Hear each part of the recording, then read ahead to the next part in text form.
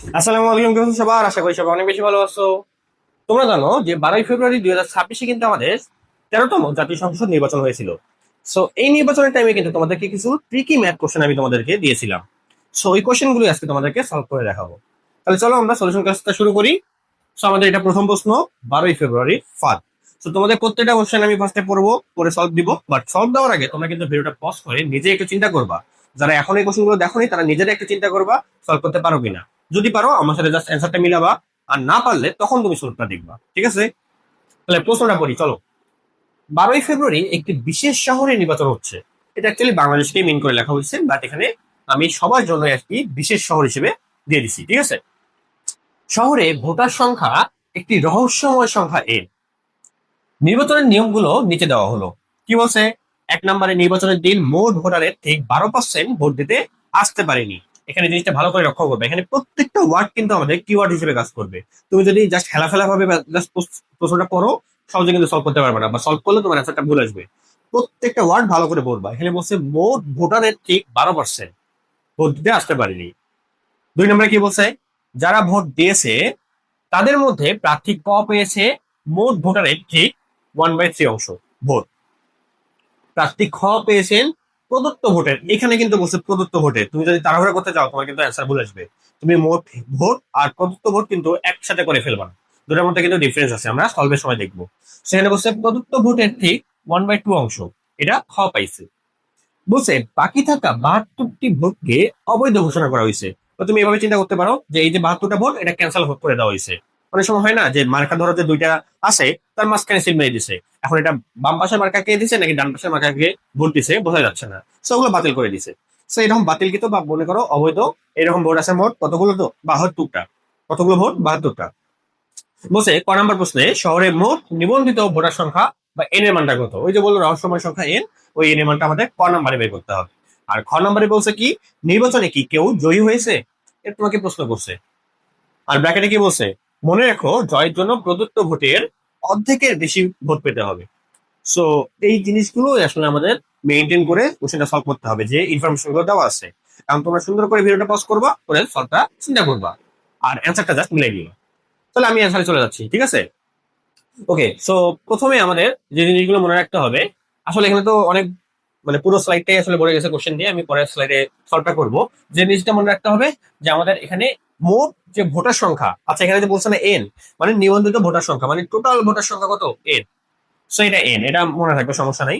তারপর বলছে কি মোট ভোটারের যতজন ভোট দিছে আর কি, তাদের 12% কিন্তু ভোট দিতে আসতে পারেনি, বা মোট ভোটার সংখ্যা যত এন, তার 12%, এন এর 12% কিন্তু ভোট দিতে আসতে পারেনি।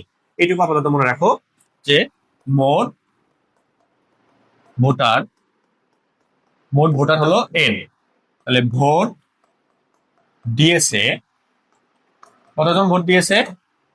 মোট ভোট মানে কতজন ভোট দিয়েছে? 12% দিতে পারেনি, 12% দিতে পারেনি। দিয়েছে কত পার্সেন্ট? 100% মাইনাস 12%, তাহলে কত? 88%, রাইট? এটা তো সোজা হিসাব, সিম্পল হিসাব। 12% ভোট দেয়নি, তার মানে ভোট দিয়েছে কত পার্সেন্ট? 100% থেকে, মানে 100 তো টোটাল পার্সেন্ট, তখন থেকে 12% বাদ দাও, 88%। তাহলে ইকুয়ালটা তুমি লিখতে পারো এখানে 88% ইন্টু এন, কারণ এন এর এত পার্সেন্ট, এনটাই তো মোট ভোটার সংখ্যা। তো আমাদের তো এই পার্সেন্টেজ মানে দিয়ে কাজ নেই, শুধু আমাদের তো টোটাল ভোটার সংখ্যার কত পার্সেন্ট দিছে এইটুকু কাম করতে হবে। তাহলে মোট যেহেতু আমাদের এন সংখ্যক ভোটার আছে, তার 88%, তাহলে এন এর সাথে মাল্টিপ্লাই হবে, এটা তো আমরা এমনি বুঝতে পারি। তাহলে এটা কি হবে? 0.88 এন, নর্মাল ক্যালকুলেশন। ওকে, আচ্ছা তাহলে এতজন ভোট দিয়েছে, এটা কিন্তু জোন, বা এতজন ভোট দিয়েছে, বা এতগুলো, বা এতটি ভোট আছে টোটাল, যেভাবে তুমি ইচ্ছে লিখতে পারো। যতজন ভোট দিছে, মনে করো 10 জন আছে, 10 জন ভোট দিছে, তাহলে ভোট সংখ্যা কয়টা? মোট 10টা, একই তো হিসাব, ওইটাই লিখলাম, ঠিক আছে? আচ্ছা, এখন তুমি চিন্তা করবা কি প্রশ্নে কি বলছে। বলছে যারা ভোট দিয়েছেন তাদের মধ্যে প্রার্থী ক পেয়েছে মোট ভোটারের ঠিক 1/3 অংশ। তাহলে ক, কতগুলো ভোট পেয়েছে? মোট ভোটারের, মোট ভোটার কত জন? এন জন। তাহলে এন এর 1/3, তাহলে n/3 আর কি, এক কথায় এতগুলো ভোট পাইছে। তাহলে ক পেয়েছে n/3 টি ভোট। এখন এখন পরেরটা কি বলছে? প্রার্থী খ পেয়েছেন মোট ভোটের ঠিক, সরি, খ পেয়েছেন প্রদত্ত ভোটের ঠিক 1/2 অংশ। প্রদত্ত ভোট, এখন প্রদত্ত ভোটটা জিনিসটা কি, তারা অর্ধেক পাইছে আর কি, ঠিক আছে, হাফ। তাহলে প্রদত্ত ভোট হলো এইটা, এই যে এইটা হলো আমাদের প্রদত্ত ভোট। কেন? মোট ভোট হলো, বা মোট ভোট বলতে আসলে মোট ভোটারের, এখানে কিন্তু মোট ভোট বলেনি, প্রত্যেকটা ইয়েতে দেখবা, কোশ্চেন দেখবা যে এই ক নাম্বারে কি বলছে, ক পেয়েছেন মোট ভোটারের, মোট ভোটার সে তো এন বোঝা যাচ্ছে, প্রশ্নই বলে দিচ্ছে মোট ভোটার এন। আর এখানে বলছে প্রদত্ত ভোট, প্রদত্ত ভোট মানে যতজন ভোটটা দিছে অ্যাকচুয়ালি, এটা তো এনটা কি সব মিলে, যারা ভোট দেয় নাই, যারা দিছে, সব মিলে এন। আর যারা অ্যাকচুয়ালি ভোট দিতে আসছিল 0.88 এন, এতজন, এটা আমাদের প্রদত্ত ভোট, মানে এতগুলো ভোট দেওয়া হয়েছে, অ্যাকচুয়ালি দেওয়া হয়েছে, ঠিক আছে। সো খ পাইছে কতগুলো ভোট, এই প্রদত্ত ভোট, সেটা কি 0.88 এন, এই প্রদত্ত ভোটের, এই প্রদত্ত ভোটের অর্ধেক, হাফ দেওয়া ছিল না, অর্ধেক মানে ডিভাইড বাই 2। তো ক্যালকুলেশন করো 0.44 এন, ঠিক আছে। এই প্রদত্ত ভোট আর মোট ভোটের মধ্যে কিন্তু পার্থক্য আছে। মোট ভোট বলতে মোট ভোটার সংখ্যা আর কি, মোট ভোটার সংখ্যা এন, আর প্রদত্ত ভোট দিছে যতজন আসলে ভোট দিতে আসছিল, এই যে 88%, ওই কাউন্টটাই তো 0.88 তাই না, সো এটা প্রদত্ত ভোট, এটা মাথায় রাখবা। আচ্ছা এখন আমাদের তো এন এর মান বের করতে হবে। আচ্ছা তার আগে একটা কথা বলছিল, মনে আছে? আমার মনে আছে, তারপরে বলি, যে বাকি থাকা 72টি ভোটকে অবৈধ ঘোষণা করা হয়েছে। তাহলে এই যে 72টা ভোট, এটা ক পায় নাই, খ পায় নাই, তাহলে এই 72টা ভোট কি অবৈধ। তাহলে তুমি এখন কাউন্ট করো, ক পাইছে কতগুলো ভোট, n/3, খ পাইছে কতগুলো ভোট, 0.44 এন, আর যেগুলো বাতিল করা হয়েছে কেউই পাইনি, সেটা কতগুলো, 72টা, 72। সো এই সবগুলো ভোট যোগ করলে অ্যাকচুয়ালি কার সমান হবে বলতো? এটা কয়ের ভোট, এটা ক্ষয়ের ভোট, আর এটা হলো যেগুলো বাতিল করা হয়েছে, বাদ দেওয়া হয়েছিল ওই ভোট, সবগুলো যোগ করা মানে টোটাল যতগুলো ভোট আসলে সেদিন দেওয়া হয়েছিল সেই ভোট সংখ্যা না, সেটা কোনটা, এটা না, প্রদত্ত ভোট না? হ্যাঁ, তাহলে 0.88 এন। সুন্দর করে এখন জাস্ট তুমি এখান থেকে ক্যালকুলেশন করে এন এর মানটা বের করবা। এটা বের করা কি খুব একটা কঠিন জিনিস? সবগুলো এক পাশে রাখবা, আর সবগুলো সংখ্যা এক পাশে রাখবা, দেন এন এর মানটা বের করে ফেলবা। খুবই সোজা, ক্যালকুলেশন সোজা, আমি এখানে ক্যালকুলেশন করবো না, তাহলে ভিডিওটা অনেক বিষয় বড় হয়ে যাবে। সো এন এর মানটা হবে 675, ঠিক আছে, 675 করে ফেলবা এটা। আচ্ছা এখন আসো, আমাদের এন এর মান তো বের করে ফেললাম, এটা তো ক নম্বরের অ্যান্সার হয়ে গেল, ক নম্বরে তো এটাই চাইছিল এন এর মানটা কত। আচ্ছা খ বলছে কি দেখো তো, নির্বাচনে কি কেউ জয়ী হয়েছে, কেউ হয়েছে বলো তো, হয়েছে? এটা তো আমরা না করে বুঝতে পারবো না, ক্যালকুলেশন করতে হবে। আর এখানে একটা কথা বলছে, মনে রাখো জয়ের জন্য প্রদত্ত ভোটের অর্ধেকের বেশি ভোট পেতে হবে। মানে জিনিসটা কিরকম, মনে করো 100 জন ভোটার, 100 জন ভোট দিছে, তাহলে দুজন আছে না, ক আর খ, তাহলে ক যদি জিততে চায় ওকে অ্যাটলিস্ট 51টা ভোট পাইতে হবে। কেন 51টা? কারণ 100 অর্ধেক কত, 50, 50টা ভোট পাইলে কিন্তু হবে না, একটা বেশি পাইতে হবে, 51টাই পাইতে হবে, বা দুটা তিনটা বেশি পাক সমস্যা নেই, বাট অ্যাটলিস্ট তো একটা বেশি পাইতে হবে। সো অর্ধেকের বেশি পাইতে হবে, এটা মাথায় রাখবা। চলো আমরা সলভ করি। কিভাবে সলভ করবো? আমরা এখানে তো বের করে ফেলছি অলরেডি, যে ক কতগুলো ভোট পাইছে, খ কতগুলো ভোট পাইছে, বের করে ফেলছি না? সো এটা জাস্ট ক্যালকুলেশন করো যে ক কতগুলো ভোট পাইছে, এন এর মধ্যে বের করে ফেলছি আমরা 675। তাহলে এন এর 3/1 ভোট পাইছে না, 3 দিয়ে ভাগ করো, তাহলে এটা করলে কত হয় বের করবা। আচ্ছা আমি তোমার থেকে বের করে বলতেছি, 225টি, ক ভোট পাইছে 225টি, ভাগ করলে এটা আসে। আর খ কতগুলো ভোট পাইছে, 0.44 × 675, তাই না? সো এটা করলে আসে তোমার হলো 297, 297, ঠিক আছে, এতগুলো। সো আমাদের তো বলে দিছে যে মোট যতজন আসলে ভোট দিছে, এই যে কি বলছে, জয়ের জন্য প্রদত্ত ভোটের অর্ধেকের বেশি ভোট পেতে হবে। প্রদত্ত ভোট কোনটা, এই যে এইটা। সো প্রদত্ত ভোটের কাউন্টটা করে ফেলো তো, কত হয়, 0.88 × 10, এন মানে তোমার 675,594। তাহলে এটা তোমার প্রদত্ত ভোট, এতজন আসলে ভোট দিছে আর কি, টোটালি এতজন ভোট দিছে। এখন এর অর্ধেকের বেশি পাইতে হবে, সো এর অর্ধেক করলে তো কত হয়, এর অর্ধেক করলে আসবে তোমার 297, এর অর্ধেক করলে কত আসবে, 297। এখন একটা জিনিস দেখো, ক পাইছে 225টা ভোট, আর খ পাইছে 297টা ভোট, আর প্রদত্ত ভোটের অর্ধেক কত, 297টা। তো বুঝতে তো পারতেছো আর কি বলা লাগবে। এখানে আমাদের উইন হওয়ার জন্য বা জয়ী হওয়ার জন্য অ্যাটলিস্ট আমাদের পাইতে হবে 298টা ভোট, মানে অর্ধেকের বেশি 298টা ভোট পাইতে হবে। বাট এটার চেয়েও এই সংখ্যাটা কম, এটার চেয়েও এই সংখ্যাটা কম, তাহলে কেউ কি বিজয়ী হয়েছে? কেউই বিজয়ী হয়নি। সো আমাদের এই ক্যালকুলেশনটা করে আমাদেরকে বলতে হবে যে ক এবং খ কেউই আসলে বিজয়ী হয়নি বা জয়লাভ করেনি। শেষ, এটাই অ্যান্সার। সো খুবই ইজি একটা কোশ্চেন ছিল, জাস্ট ধরতে পারলেই অ্যান্সারটা শেষ, এই ইকুয়েশনটা দাঁড় করাতে পারলেই অ্যান্সারটা শেষ, ঠিক আছে? সো ওকে, আমরা তাহলে নেক্সট ম্যাথটাই চলে যেতে পারি। আমাদের পরের কোশ্চেনটা কি বলছে? আচ্ছা, সেখানে আমরা ধানের শীষের একটা ম্যাথ সলভ করবো। কি বলছে? ধানের শীষ ও বাতাসের হানা। প্রশ্নটা করি আসো। একটি ধান খেতে পাশাপাশি দুটি ধানের শীষ আছে। প্রথম শীষটিতে মোট 150টি ধানের দানা আছে এবং দ্বিতীয় শীষটিতে মোট 120টি ধানের দানা আছে। হঠাৎ ঝড়ো বাতাস হওয়া শুরু করলো। দেখা গেল প্রথম সৃষ্টি থেকে প্রতি মিনিটে 4টি করে, এটা বাংলায় 4, ঠিক আছে, 4টি করে দানা ঝরে পড়ছে। দ্বিতীয় সৃষ্টি থেকে প্রতি মিনিটে মাত্র একটা করে দানা ঝরে পড়ছে। প্রশ্ন হলো, ঠিক কত মিনিট পর প্রথম শীষের অবশিষ্ট ধানের সংখ্যা দ্বিতীয় শীষের অবশিষ্ট ধানের সংখ্যার ঠিক অর্ধেক হবে?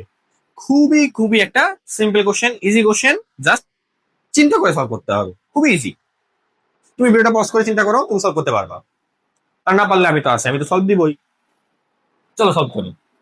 আচ্ছা, প্রথম সৃষ্টিতে মোট 150টি ধানের দানা আছে। তাহলে প্রথম শীষে দানের সংখ্যা মানে ধানের যে দানা আছে কতগুলো আছে? 150, 150টি। আর দ্বিতীয় শীষে ধানের সংখ্যা কত, মানে ধানের দানার সংখ্যা আর কি 120টা। আচ্ছা, এখন আমাদের তো প্রশ্নটা কি বলছে, ঠিক কত মিনিট পর প্রথম শীষের অবশিষ্ট ধানের সংখ্যা দ্বিতীয় শীষের অবশিষ্ট ধানের সংখ্যার অর্ধেক হবে? সো কত মিনিট পর, এটা তো প্রশ্ন। তো আমরা যেহেতু ওটা জানি না, আমরা ধরে নিচ্ছি কত মিনিট পর। সেই মিনিটটা ধরে নাও তুমি এক্স। মনে করো এক্স মিনিট পর প্রথম শীষের অবশিষ্ট ধানের সংখ্যা দ্বিতীয় শীষের অবশিষ্ট ধানের সংখ্যার অর্ধেক হবে, এক্স মিনিট পর, এটা ধরে নিলাম। আচ্ছা, এখন এখানে আমাদের কি বলছে, প্রথম শীষে থেকে প্রতি মিনিটে 4টি করে দানা ঝরে পড়ে। তো আমরা ফার্স্টে প্রথমটার কাজ করব। তো কি বলছে, প্রথমটার মধ্যে যে 1 মিনিটে 4টি করে ধানের শীষ কি ধানের দানা আর কি 4টি করে ধানের দানা ঝরে পড়ে। তাহলে 1 মিনিটে ঝরে পড়ে কতগুলো? 4টি। তাহলে এক্স এর কথা চিন্তা করছে না, এক্স মিনিট পর। তাহলে এক্স মিনিট পর কতগুলো ঝরে পড়বে? 4 × x, মানে 4xt। এতগুলো ঝরে পড়তেছে, তাহলে অবশিষ্ট কতগুলো থাকে? অবশিষ্ট থাকে তোমার কতগুলো থাকবে বলো তো, এটা বলতে পারবা? খুবই সোজা। আমাদের প্রথম শীষে ধানের সংখ্যা ছিল 150টা, টোটাল ছিল 150টা, ঝরে পড়ছে কতগুলো? 4টা। এই 4টা মাইনাস করে দিবা, এই এতগুলো অবশিষ্ট থাকবে। ইজি না? সেম ভাবে তুমি এখন কাজ করো দ্বিতীয়টার জন্য। 1 মিনিটে এখানে কতগুলো ঝরে পড়ে দেখো তো, এই যে প্রতি মিনিটে মাত্র একটা করে ঝরে পড়ে। তাহলে একটা ঝরে পড়ে, অতএব এক্স মিনিটের কথা চিন্তা করো, এক্স মিনিটে তোমার এক্সটি ধরে পড়বে। তাহলে এখানে অত অবশিষ্ট কতগুলো থাকবে? এখানে তোমার অবশিষ্ট থাকবে কতগুলো? এই যে এখানে আমাদের 120টা ছিল টোটাল ধানের দানা, সেখান থেকে এক্স মিনিটে এক্সে ধরে পড়বে। তাহলে এখন তোমার 120 মাইনাস এক্স এতগুলো অবশিষ্ট থাকবে। তাহলে এখানে তো কোশ্চেন ওই অবশিষ্ট নিয়েই তো কাজ করতে বলছে, যে প্রথম শীষের অবশিষ্ট ধানের সংখ্যা সেটা কত? 150 মাইনাস 4x। আর দ্বিতীয় শীষের অবশিষ্ট ধানের সংখ্যা সেটা কত? 120 মাইনাস এক্স। এইটা ইকুয়াল কখন হবে? অবশিষ্ট ধানের সংখ্যা ঠিক অর্ধেক। দ্বিতীয় শীষের অবশিষ্ট ধানের সংখ্যার, এই যে এখানে বসানো আছে, দ্বিতীয় শীষের অবশিষ্ট ধানের সংখ্যার এই বসানো আছে না, এর সাথে কি হবে? মাল্টিপ্লাই হবে। তো অর্ধেক হবে, অর্ধেক মানে হাফ দিয়ে মাল্টিপ্লাই বা 2 দিয়ে ভাগ করো, একই কথা। বুঝছো? তাহলে প্রথম শীষের অবশিষ্ট ধানের সংখ্যা দ্বিতীয় শীষের অবশিষ্ট ধানের সংখ্যার অর্ধেক, মানে এটার অর্ধেক। সো এটার ক্যালকুলেশন করে এক্স এর মানটা বের করবা, কত আসবে বের করবা। সো এটার মান আসবে 25.71 এত মিনিট, যেহেতু আমরা শুরুতে বলে নিছি মিনিট এক্স। সো তোমার অ্যান্সার আসবে 25.71 মিনিট, মানে এত মিনিট পর কি হবে? এই যে যেটা বলে দিচ্ছে আর কি, প্রথম শীষের অবশিষ্ট ধানের সংখ্যা দ্বিতীয় শীষের অবশিষ্ট ধানের সংখ্যা একদম অর্ধেক হবে। শেষ, ক্যালকুলেশন সোজা। চলো আমরা নেক্সট মেথে যাই। সো এখন আমরা সলভ করবো কি, একটা অচিন দাঁড়িপাল্লার ওজনের জট, মানে এটা আসলে নাম দাঁড়িপাল্লার একটা কোশ্চেন সলভ করবো আমরা। সো কি বলছে প্রশ্নটা পড়ো, তোমার কাছে একটি বড় দাঁড়িপাল্লা আছে। এই পাল্লাটি তখনই সমান বা ব্যালেন্স হয় যখন দুই পাশের ওজন একদম মিলে যায়। তোমার কাছে 3টি ভিন্ন রঙের বাটখারা আছে, লাল, নীল এবং সবুজ। তুমি নিচের 3টি তথ্য জানো। এই তথ্যগুলো কিভাবে জানো? এটা বলে দিচ্ছে যে ভারসাম্য পরীক্ষা করে আসলে পাওয়া গেছে। কি পাওয়া গেছে? 3টা লাল বাটখারা আর একটি নীল বাটখারা মিলে 2টি সবুজ বাটখারা সমান হয়। সো 3টা লাল আর একটা নীল, এটা একসাথে মিলে দুইটা সবুজ বাটখারা সমান হয়। বলছে একটি লাল বাটখারা আর একটি সবুজ বাটখারা মিলে দুইটি নীল বাটখারা সমান হয়। ওকে, প্রশ্ন কি বলছে, যদি একটি সবুজ বাটখারা ওজন করতে হয় তবে পাল্লার অন্য পাশে শুধু লাল বাটখারা দিলে ঠিক কয়টি লাল বাটখারা লাগবে? তার মানে পাল্লার এক পাশে কি রাখলা, তুমি পাল্লার এক পাশে রাখলা হলো সবুজ বাটখারা, আর অপর সাইডে তুমি এখন লাল বাটখারা রাখবা। এখন ইকুয়াল হওয়ার জন্য ওই পাশে কয়টা লাল বাটখারা রাখতে হবে এটা তোমাকে বের করতে বলছে। সো এই জিনিসগুলো তুমি কিভাবে সলভ করবা, জাস্ট একটা ইকুয়েশন টাইপ করে নাও, ইকুয়েশন টাইপ করে নাও, তাহলে তোমার আসলে বুঝতেও সুবিধা হবে, সলভ করতেও সুবিধা হবে। তো ফার্স্টে যে কথাটা বলছে, তিনটা লাল বাটখারা 3R, তিনটা লাল বাটখারা আর একটা নীল বাটখারা মিলে, তাহলে প্লাস একটা নীল বাটখারা মানে ব্লু মিলে তোমার কি হয়, ইকুয়াল টু দুইটা সবুজ বাটখারা সমান হয়, 2G গ্রিন, দুইটা সবুজ বাটখারা সমান হয়ে গেল। সো এটা তোমার এক নম্বর ইকুয়েশন, একটা ইকুয়েশন হিসেবে দাঁড় করাই দিলা। এখন দ্বিতীয়ত কি বলছে, একটা লাল বাটখারা, তাহলে 1 রেড, 1 লেখা লাগে না আসলে, রেড, আর একটি সবুজ বাটখারা, তাহলে আর প্লাস জি, সবুজ বাটখারা, এটা মিলে কি হয়, দুইটা নীল বাটখারা সমান হয়, তাহলে 2B হবে ব্লু। এটা তোমার 2 নম্বর ইকুয়েশন। এখন কোশ্চেনে কি বলছে, অ্যাকচুয়ালি কোশ্চেনে বলছে যে একটি সবুজ বাটখারা ওজন করতে হবে তোমাকে, ঠিক আছে। সো একটা সবুজ বাটখারা মানে তোমার গ্রিন, সো একটা জি লিখলা, ইকুয়াল টু অপর পাশে কি রাখবা, লাল মানে রেড।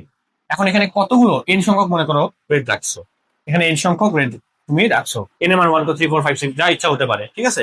সো এই এন এর মানটাই তোমার দরকার, যে কতগুলো রেড কালারের বাটখারা তোমাকে রাখতে হবে অপর সাইডে, অপোজিট সাইড, এন এর মানটা বের করতে হবে। Question clear? এখানে তো ইজিলি বোঝা যাচ্ছে, 3R plus B equal to 2G, R plus G equal to B. এখন G equal to N R, এখন এন এর মানটা কত হবে তোমাকে বের করতে হবে। এটা কিভাবে বের করবা, এই 1 নাম্বার আর 2 নাম্বার ইকুয়েশন পাইছো না, এইটা দিয়ে তুমি এখানে সলভ করে বের করতে পারবা। সো তোমরা ভিডিওটা পজ করে চিন্তা করো, আমি সলভে যাচ্ছি। আচ্ছা, সো তোমার অ্যাকচুয়ালি এমন ভাবে ক্যালকুলেশনটা করতে হবে যাতে জাস্ট এই ইকুয়েশন গুলোতে জি থাকবে আর আর থাকবে, তখন আমরা জি গুলোকে এক সাইডে রাখবো আর গুলোকে এক সাইডে রাখবো, তাহলে বের হয়ে যাবে। একদম ইজিয়েস্ট একটা কোশ্চেন। কি করা যায় বলো তো? দেখো, আমাদের ফার্স্ট যে ইকুয়েশনটা আছে এখানে আর আর আমাদের তো লাগবেই, রাখতেই হবে। বি বি লাগবে না, তাহলে বি কে আমাদের ক্যান্সেল করতে হবে। আচ্ছা, 2G, জি তো লাগবেই, তাহলে এই ফার্স্ট ইকুয়েশনকে ইকুয়েশনের মধ্যে তুমি যদি বিটাকে ক্যান্সেল করো তাহলেই হয়ে যাচ্ছে। বিটাকে অবশ্যই কোনো না কোনো ভাবে ক্যান্সেল করতে হবে। আর তুমি যদি সেকেন্ড ইকুয়েশন দিয়ে চিন্তা করো, সেম হিসাব, এখানে আর লাগবে জি লাগবে, বিটাকে তোমাকে ক্যান্সেল করতে হবে, কোনো না কোনো ভাবে ক্যান্সেল করতে হবে। তুমি এখন 1 নাম্বার দিয়ে সলভ করো কি 2 নাম্বার দিয়ে সলভ করো, ডাজন্ট ম্যাটার, তোমাকে আসলে এখানে বিটাকে ক্যান্সেল করতে হবে, এটা মেন কথা। আচ্ছা, কিভাবে করা যায় দেখো, আমি কিন্তু চাইলে 2 নাম্বার দিয়ে শুরু করতে পারি। 2 নাম্বারে যে আমাদের আছে আর plus G equal to 2B, so এখান থেকে তুমি বির ভ্যালুটা বের করো তো কি হবে, আর প্লাস জি ডিভাইড বাই 2, এটা আমাদের বির ভ্যালু। এই বির ভ্যালুটা তুমি এখন 1 নাম্বারে বসায় দাও, তোমার ডিরেক্টলি অ্যান্সার উঠে যাবে। তাহলে 1 নাম্বারে কি আছে, 3R প্লাস বি, এই বির জায়গায় কি লিখবা, আর plus G divide by 2 equal to 2G, right. সেখান থেকে জাস্ট তুমি দেখো এখানে শুধু আর আছে আর জি আছে, আর কিন্তু কোনো বি নাই। সো এখন তুমি জাস্ট সুন্দর করে এখানে এক পাশে জি রাখবা, এক পাশে বি রাখবা। আচ্ছা, কিভাবে করবো এটা, এখানে যেহেতু ভগ্নাংশ আছে তুমি এক কাজ করো, দুই পাশে কি করে দাও, 2 দিয়ে গুণ করে দাও, তাহলে এখানে আসবে 6R প্লাস এখানে আর প্লাস জি আসবে ইকুয়াল টু 4G আসবে, ঠিক আছে, 4G। আচ্ছা, এখন তুমি এক কাজ করো, জি গুলোকে এক পাশে রাখো আর আর গুলোকে এক পাশে রাখো। সো এখানে তোমার 4G, তাই না, এই 4G এই পাশে আসলে মাইনাস হবে, তাহলে তোমার এখানে, আচ্ছা এখানে লিখি 6R, আর কি আছে আরো, এই আরেকটা আর আছে, plus R equal to 4G minus এই জিটা পাশে গেলে মাইনাস জি হয়ে যাবে। সো ক্যালকুলেশনটা এই পাশে করি, তাহলে 6R আর মানে 6R আর একটা আর মানে 7R equal to 4G minus জি মানে 3G, ঠিক আছে, 4G থেকে 3G হয়ে গেল, থার্ড জেনারেশন।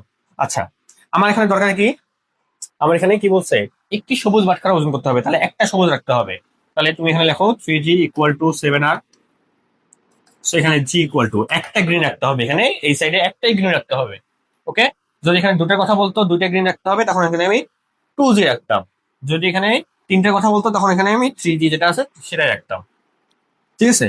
সো এখানে কি হবে, জি ইকুয়াল টু হবে তাহলে 7/3R, তাহলে একটা গ্রিন মেজার করার জন্য আমাদের 7/3R এতগুলো লাল বাটখারা রাখবে। এখন এই 7/3 করলে কত হয়, এটা একটু দেখি আমি, 7/3 করলে কত হয়, এটা আছে তোমার 2.333। আচ্ছা, তাহলে তোমার 2.333 আর, তাহলে 2.33 আর এতগুলো কি লাগবে, বাটখারা লাগবে, লাল কালার বাটখারা, 2.33 টি।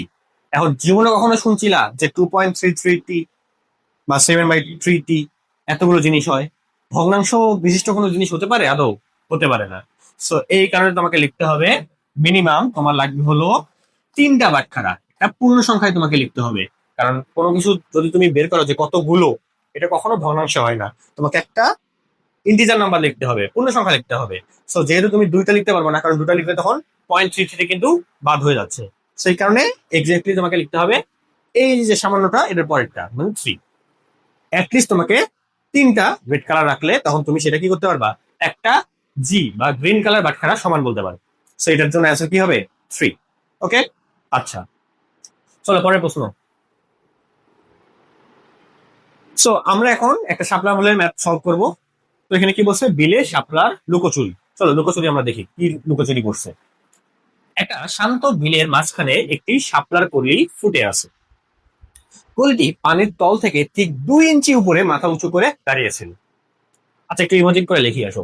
সো মনে করো এটা আমাদের পানি। আচ্ছা, এই পানির কালারটা চেঞ্জ করি আসো। পানির কালারটা অন্য কিছু দেই, যেটা পানির কালার হয় ওটাই দিই আমরা। নর্মালি নীল কালার দিচ্ছি, ঠিক আছে। সো এটা আমাদের পানি, এখানে আমাদের পানি আছে। ওকে ফাইন, এটা আমাদের পানি। এখন আমি ইউজ করি হলো হলুদ কালার। কি বলছে, শাপলা কলি ফুটে আছে। আচ্ছা, তো মনে করো এই যে পানি এখান থেকে, যে এখানে আমাদের এইখানে একটা শাপলার কলি মনে করো ফুটে আছে, ঠিক আছে, এখানে একটা শাপলার কলি। আচ্ছা, তো পানির তল থেকে ঠিক 2 ইঞ্চি উপরে আহ আচ্ছা 2 ইঞ্চি উপরে মাথা উঁচু করে দাঁড়িয়েছিল। আচ্ছা, তো এখানে আমি অন্য কালার ইউজ করি, ইউজ করা যায় এটা ইউজ করি। আচ্ছা, দেখো, তো কলিটি পানির তল থেকে 2 ইঞ্চি উপরে মাথা উঁচু করে দাঁড়িয়েছিল। হঠাৎ এক দমকা হাওয়ায় কলিটি তার গোড়া থেকে বাঁকা হয়ে পানির তলে সম্পূর্ণভাবে ডুবে গেল। আচ্ছা, এটা আগে আমরা এক কাজ করি, আগে আগ করে নিই, তারপরে আমরা কোনটার কি নাম দিছে ওগুলো আমরা পরে দেখি।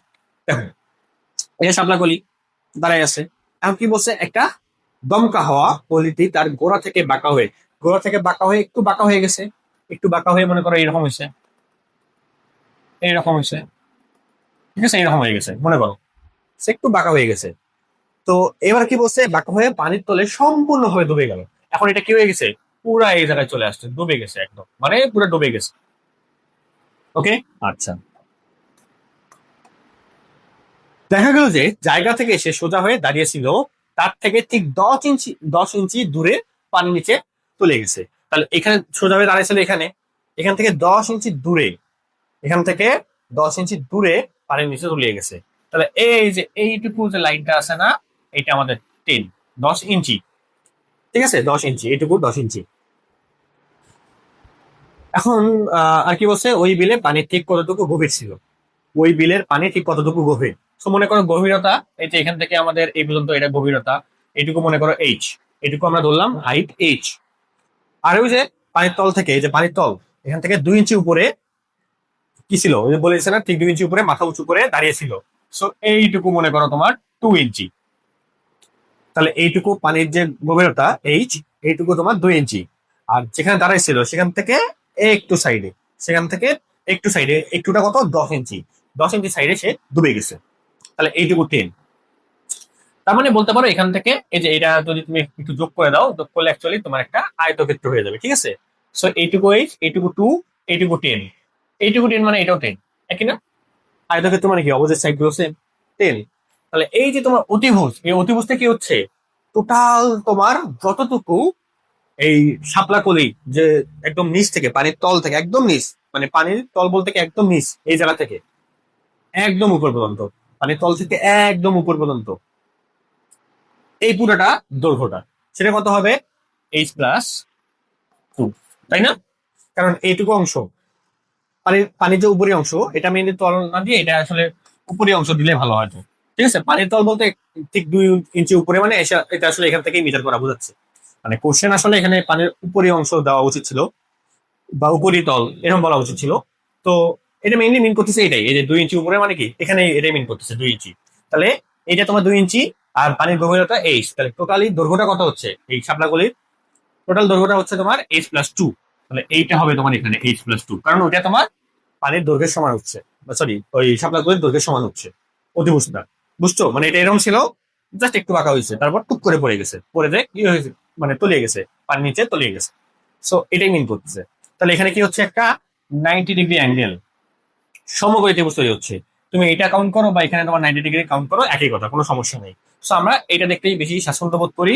সো এখানে আমি 90 ডিগ্রি এইভাবে চিন্তা করি যে দেখো এটা অতিভুজ, অতিভুজ তোমার কি ছিল h+2, তারপর 10 ইঞ্চি দূরে, তাহলে এখানে 10, আর এইটুকুর হাইটটা কত, এটা তো পানির গভীরতা h।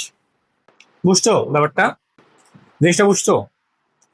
আসলে এখানে আট করাটা একটু ইয়ে হয়ে, আচ্ছা পানিটা একটু উপরে হতো, ঠিক আছে, মানে এই আটটা একটু এরকম হইতো, এই যে এখানে হইতো এখানে, কারণ পানির সাথে লাগবে যখন তখনই তো নিচে পড়ে যাবে, এরকম আছে না। এটা যখন একটু বাঁকা হবে তখন তো পানির সাথে লাগবে, পানির মনে করো এরকম আছে, আর শাপলাগুলিটা এরকম আছে, তো এটা যখন বাঁকা হয়ে যাবে তখন তো এইরকম হয়ে যাবে, তাই না, এরকম হবে, পানির সাথে যখন লাগবে তখনই নিচে পড়ে যাবে, ঠিক আছে। তো আমাদের এইটা হচ্ছে আমাদের সমকোণী ত্রিভুজটা, আর আমরা আট করছি এইটা, আমরা আট করছি নিচেরটা, যাদের আর কি দেখতে সুবিধা হয়। সো এটা 10, এটা হলো তোমার h+2, আর এটা কত, এটা হলো তোমার পানির যে গভীরতা h। ওকে, এখন জাস্ট তুমি পিথাগোরাসের যে ফর্মুলাটা আছে ওই পিথাগোরাসের ফর্মুলাটা অ্যাপ্লাই করো। কি, প্রতিভুজ স্কয়ার মানে h+2 whole square equal to কি হবে, h square plus 10 square, h square plus 10 square, এই তো formula, h square plus 4h plus 4 equal to h square plus 100। সেখান থেকে তুমি h স্কয়ার ক্যান্সেল করে দাও, তাহলে 4h equal to 96, h equal to 96/4, কত হয়, 4 2 8, 16, তার 4 16, তাহলে 24, এটা ইঞ্চি হবে, যেহেতু এখানে ইঞ্চিতে দেওয়া আছে সবকিছু। তাহলে তোমার এইচ এর মানটা কিন্তু পেরে গেলা, ওই বিলের পানির ঠিক গভীরতা কত, 24 ইঞ্চি। এখন বলছে শাপলা কোয়েটির মোট দৈর্ঘ্য কত, এটা তো আরো সোজা, 24 প্লাস কি হবে 2, h+2 না, শাপলা কোয়েটির মোট দৈর্ঘ্য কত, h+2, তাহলে হবে 26 ইঞ্চ। মানে মেইন কনসেপ্টটা তোমাকে এটাই ধরতে হবে যে পানি যেটা আছে, পানির উপরে দাঁড়ায় আছে, যেই বাঁকা হয়ে গেল পানির মধ্যে যেই কাজ খেলো টুপ করে পড়ে গেল, তাহলে এইটুকু তোমার 10, উচ্চতা তো বের করলাই এইচ, ওটা তো ধরে নিছো এইচ, আর তোমার অতিভুজটা কি হচ্ছে, এরকম করে পাকা হয়ে গেছে, সো h+2 টোটালি হাইটটা। সো মেইন কথা হলো এই জিনিসটা বুঝতে পারলে, এই একটা জিনিস, এই একটা ফিগার দিয়ে তুমি আসলে সলভ করতে পারবে। সো অ্যান্সারিং হলো 24, প্রথমটার অ্যান্সার 24, পরেরটা 26।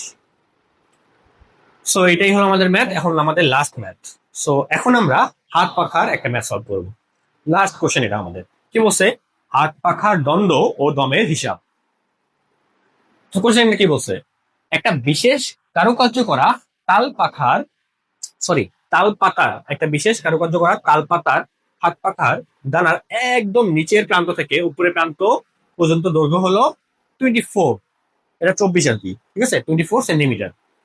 পাখাটি যখন হাত দিয়ে নাড়ানো হয় তখন এটি একটি নির্দিষ্ট কোণে ঘোরে। পাখাটি প্রথম 1 মিনিটে 60 বার বাতাস দেয়। প্রতিবার বাতাস দেওয়ার সময় পাখাটি তার দৈর্ঘ্যের 3/4, মানে 3/4 পথ অতিক্রম করে ফিরে আসে, মানে একদম ঘুরে আবার ব্যাক করে আসে, কিন্তু পুরোটা ঘোরে না, 360 ডিগ্রি ঘোরে না, ঠিক আছে। তারপর কি বলছে, কিন্তু প্রতি 10 বার বাতাস দেওয়ার পর পাখাটি বাতাসের চাপে তার মোট দৈর্ঘ্যের 1 সেন্টিমিটার পরিমাণ অংশ ডগা থেকে হারিয়ে ফেলে, মানে ভেঙে যায়, ব্র্যাকেটে বলছে ভেঙে যায়। প্রশ্ন বলছে ঠিক কত মিনিট পর হাত পাখাটি ঘোরানোর সময় আর কোনো বাতাস তৈরি করতে পারবে না। এমন বলছে ধরে নাও বাতাসের জন্য পাখাটির দৈর্ঘ্য অন্তত 2 সেন্টিমিটার অবশিষ্ট থাকা প্রয়োজন। সো ফুল কোশ্চেনটা বললাম, তোমরা চাইলে কোশ্চেনটা আরেকবার পড়ে নাও, ক্লিয়ার হয়ে নাও কোশ্চেনে কি বলছে, কি বলছে, কোন ইনফরমেশন দিছে, সব ক্লিয়ার হয়ে নাও, তারপর তুমি নিজে একবার চেষ্টা করে দেখো সলভটা করতে পারো কিনা। আমি সলভে চলে যাচ্ছি। তো আমাদের এখানে পুরো লেন্থ বা দৈর্ঘ্যটা কত দিছে, দৈর্ঘ্য হলো 24 সেন্টিমিটার, ঠিক আছে। আর এখন লাস্ট একটা জিনিস বলছে যে ধরে নাও বাতাসের জন্য পাখাটির দৈর্ঘ্য অন্তত 2 সেন্টিমিটার অবশিষ্ট থাকা প্রয়োজন। তাহলে 2 সেন্টিমিটার অবশিষ্ট থাকতে হবে, তাহলে টোটালি কত অংশ ভেঙে যেতে পারবে, তাহলে ভেঙে যেতে পারবে টোটাল, বা ভেঙে যাবে লিখি, ভেঙে যাবে টোটালি কত, 2 সেন্টিমিটার অবশিষ্ট থাকতে হবে, তাহলে ভেঙে যাবে হলো তোমার 22 সেন্টিমিটার, 24 থেকে 2 বাদ দাও, তার মানে এত অংশ ভেঙে গেলে এর পরবর্তীতে আর কোনো বাতাস দিতে পারবে না, কারণ তারপর তো আরো ক্ষয় হওয়া শুরু করবে, তখন তো 2 সেন্টিমিটার কম হয়ে যাবে, আর বাতাস দিতে পারবে না। সো ম্যাক্সিমাম 22 সেন্টিমিটার পর্যন্ত ভাঙ্গা পর্যন্ত ও বাতাস দিতে পারবে, এরপর আর বাতাস দিতে পারবে না। তাহলে এই 22 সেন্টিমিটার ভাঙ্গার জন্য কতটুকু টাইমটা আছে, ওই টাইমটা আমাদের মেজার করে এখানে বলতে হবে যে ঠিক কত মিনিট পর হাত পাখাটি ঘোরানোর সময় আর কোনো বাতাস তৈরি করতে পারবে না। ওটাই আমাদের অ্যান্সার হবে, ঠিক আছে? আচ্ছা, এখন বাকি ইনফরমেশন গুলো দেখো। পাখাটি প্রথম 1 মিনিটে 60 বার বাতাস দেয়, তাহলে 1 মিনিটে বাতাস দেয় 60 বার। এই 1 মিনিটে বাতাস দেয় 60 বার। আচ্ছা, প্রতি 10 বার বাতাস দেওয়ার সময় 1 সেন্টিমিটার করে কি হয়, ভেঙে যায়। তাহলে 10 বার বাতাসে 1 সেন্টিমিটার ভেঙে যায়। জাস্ট ইনফরমেশন করে লিখে রাখতেছি। আচ্ছা, তাহলে 22 সেন্টিমিটার আমাদের ভাঙতে হবে। 1 সেন্টিমিটার ভেঙে যায় 10 বার বাতাসে, তাহলে অতএব 22 সেন্টিমিটার ভেঙে যায় কয়বার বাতাসে? 1 সেন্টিমিটার ভেঙে যায় 10 বার বাতাসে। 22 সেন্টিমিটার ভেঙে যায় 22 × 10 বা 220 বার বাতাসে, রাইট? তাই না? হ্যাঁ, তাহলে 220 বার বাতাস যে দিবে তখন কত মিনিট সময়টা অতিক্রম হয়? খুবই সোজা, 60 বার বাতাসে 1 মিনিট সময় অতিক্রম হয়। তাহলে 60 বারে কি হয়, 1 মিনিট সময় অতিক্রম হয়। অতএব 1 বার বাতাসে কত মিনিট সময় অতিক্রম হবে? 1/60 মিনিট। অতএব 220 বার। 220 বার বাতাসে কি হবে? উপরে তোমার থাকবে হলো 220, নিচে আসবে তোমার 60। সো এটা তুমি ক্যালকুলেশনটা করবা। এটা ক্যালকুলেশন করলে তুমি কত পাবা আমি তোমাকে ডিরেক্ট বলে দিই, 3.667 মিনিট। তো তুমি চাইলে এটাও রাখতে পারো আনসার যে 3.667 মিনিট পরে কি হয়ে যাবে, আর বাতাস দিতে পারবে না। বা এটাকে তুমি যদি চাও এখন সেকেন্ডে তুমি নিয়ে যাবা, তাহলে 3 মিনিট, এটা 3 মিনিট থাকবে। এই পার্টটাকে সাইড দিয়ে মাল্টিপ্লাই করবা, তাহলে তোমার আসবে 40 সেকেন্ড। তাহলে 3 মিনিট 40 সেকেন্ড পরে কি হবে, আর বাতাস দিতে পারবে না, কারণ তারপরে আরো ক্ষয় হওয়া শুরু করবে, 2 সেন্টিমিটারের নিচে চলে আসবে, তখন আর বাতাস দিতে পারবে না। সো অ্যান্সার হয়ে গেল। সো এই ছিল আমাদের সবগুলো কোশ্চেন। সো আশা করি তোমরা বুঝতে পারছো। সেখানে কোন কোশ্চেনটা সবচেয়ে ইন্টারেস্টিং লাগছে তোমার কাছে, তুমি এটা আমাকে কমেন্টে জানাও, ঠিক আছে? আর কোনো কিছু বুঝতে অসুবিধা হলে অবশ্যই কমেন্টে জানাবা, আমি আমার সময় মতো রিপ্লাই দিয়ে দেবো। ওকে, ঠিক আছে, আজকে এই পর্যন্ত, দেখা হচ্ছে নেক্সট ক্লাসে। আল্লাহ হাফেজ।